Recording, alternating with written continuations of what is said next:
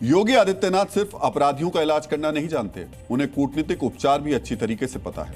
जब अमेरिका किस्तों में भारत पर टैरिफ लगा रहा है, जब ट्रंप भारतीय अर्थव्यवस्था को कमजोर करने की कोशिश कर रहे हैं, तब योगी ने ट्रंप की टैरिफ वाली बीमारी की बूटी अपने तरीके से खोज ली है।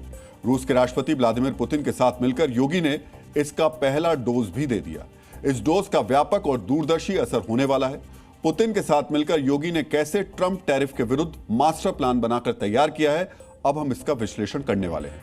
मित्रों, अब तक आपने नरेंद्र मोदी और पुतिन की दोस्ती देखी है, दोनों की जुगलबंदी देखी है, लेकिन अब योगी भी पुतिन के साथ मिलकर टाइम ट्रस्टेड पार्टनरशिप को मजबूती देने में जुट गए हैं। यूपी के सीएम ने इसके लिए उद्योग को कड़ी बनाया है। उत्तर प्रदेश सरकार ने रूस को यूपी इंटरनेशनल ट्रेड शो का पार्टनर कंट्री बनाया। यूपी में रूस के निवेश को लेकर द्विपक्षीय संवाद हुआ। उत्तर प्रदेश में रूस की कंपनी कहां अवसर देख रही है, यह हम आपको विस्तार से बताएंगे। मगर उससे पहले आपको बताना चाहेंगे कि 25 सितंबर को स्वयं योगी आदित्यनाथ ने भी रूस के प्रतिनिधिमंडल के साथ संवाद किया। उत्तर प्रदेश में रूस की कंपनियों को निवेश के लिए आमंत्रित किया। भारत ने 2025 तक रूस के साथ 2.60 लाख यानी लगभग 2.5 लाख करोड़ रुपए के व्यापार का लक्ष्य रखा है। इसमें यूपी एक अहम धुरी है।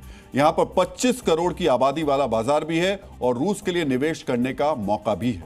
यही कारण है कि इस बार योगी आदित्यनाथ ने यूपी इंटरनेशनल ट्रेड शो में रूस को साझेदार बनाया।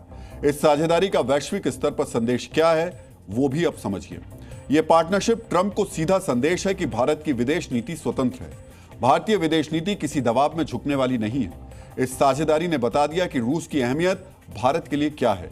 यूपी इंटरनेशनल ट्रेड शो में रूस की पार्टनरशिप का अर्थ यह भी है कि भारत अब राज्य स्तर पर भी रणनीतिक साझेदारियों को प्रोत्साहित कर रहा है। यह योगी आदित्यनाथ का ऐसा प्लान है जिसमें न सिर्फ उत्तर प्रदेश की तरक्की है, बल्कि भारत की अर्थव्यवस्था में भी मजबूती होगी, क्योंकि कई रूसी कंपनियां उत्तर प्रदेश में निवेश करेंगी। यूपी की कंपनियों को भी रूस के बाजार तक सीधी पहुंच मिल सकेगी। रूस की 30 कंपनियों के जो अधिकारी पहुंचे हैं, वो उत्तर प्रदेश में निवेश को लेकर सकारात्मक भी दिखाई दे रहे हैं। द्विपक्षीय संवाद के दौरान वो सेमीकंडक्टर, रक्षा उत्पादन, एरोस्पेस, नवीनीकरण ऊर्जा, दवा, रसायन और उन्नत तकनीकों के क्षेत्र में निवेश करने के लिए रूसी कंपनियां उत्सुक दिखाई दे रही हैं। संवाद के दौरान रूसी प्रतिनिधियों ने बताया कि उत्तर प्रदेश निवेश के लिए एक रणनीतिक स्थान है। इसकी बड़ी वजह यह है कि यूपी में बिजली की स्थिति सुधरी है, सुरक्षा मिल रही है, सरकार की ओर से विश्वास दिखाई दे रहा है। निवेशकों को व्यापार करने में सहूलियत हो, इसके लिए योगी आदित्यनाथ की सरकार ने निवेश प्रक्रिया को बहुत ही सरल भी किया है।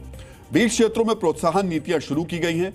ग्रीन हाइड्रोजन नीति 2024 के अंतर्गत 30% तक वित्तीय सहायता दी जा रही है। 100% बिजली अनुदान दिया जा रहा है। 50% पूंजीगत व्यय सहायता दी जा रही है, जमीन दी जा रही है। इसके अलावा स्टैंप शुल्क में भी छूट दी जा रही है। रूस की कंपनियों को पश्चिमी देशों में भारी जोखिम झेलना पड़ा। ऐसे में राजनीतिक स्थिरता वाले यूपी उन्हें पसंद आ रहा है। हालांकि रूस का पहले से भी यूपी में निवेश है। इसी साल मई से लखनऊ में ब्रह्मोस मिसाइल बननी शुरू हुई है। इसके लिए योगी सरकार ने 80 एकड़ जमीन दी थी। यूपी के ही अमेठी में 2023 से AK-203 राइफल का उत्पादन निर्माण भी किया जा रहा है, जबकि कई और निवेश प्रस्तावित हैं। इसमें यूपी डिफेंस इंडस्ट्रियल कॉरिडोर शामिल है। इससे स्पष्ट है कि यूपी अब सिर्फ घरेलू नहीं, बल्कि ग्लोबल डिफेंस पावर हाउस है। यही कारण है कि योगी आदित्यनाथ कह रहे हैं कि यूपी निवेश का ग्लोबल हब बन रहा है। आदरणीय प्रधानमंत्री जी की प्रेरणा से आज उत्तर प्रदेश आईटी, सेमीकंडक्टर या इलेक्ट्रॉनिक्स मैन्युफैक्चरिंग का एक ग्लोबल हब बन रहा है। देश की मोबाइल फोन मैन्युफैक्चरिंग का 55%, मोबाइल कंपोनेंट मैन्युफैक्चरिंग में 50% से अधिक की हिस्सेदारी अकेले उत्तर प्रदेश की है। सेमीकंडक्टर क्षेत्र की देश विदेश की अग्रणी कंपनियां प्रदेश में निवेश कर रही हैं।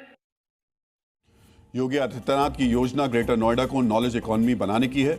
इसमें रूस अहम सहयोगी बनेगा। मित्रों, 2019 के अगस्त में योगी आदित्यनाथ 2 दिनों के लिए रूस गए थे। तभी उन्होंने यूपी में निवेश की पटकथा लिखी थी। अब जब पश्चिमी देश रूस से दूरी बना रहे हैं, तब उत्तर प्रदेश उसके साथ औद्योगिक आत्मनिर्भरता, सुरक्षा, उत्पादकता और टेक्नोलॉजी ट्रांसफर के क्षेत्र में सहयोग की मिसाल बन रहा है। ग्रेटर नोएडा में सिर्फ ट्रेड शो ही नहीं हो रहा है, बल्कि ये उत्तर प्रदेश का रूस के साथ व्यापारिक गठबंधन का सार्वजनिक उद्घोष भी है। इसमें भविष्य में रक्षा, ऊर्जा और व्यापार परियोजनाओं का आधार भी रखा गया।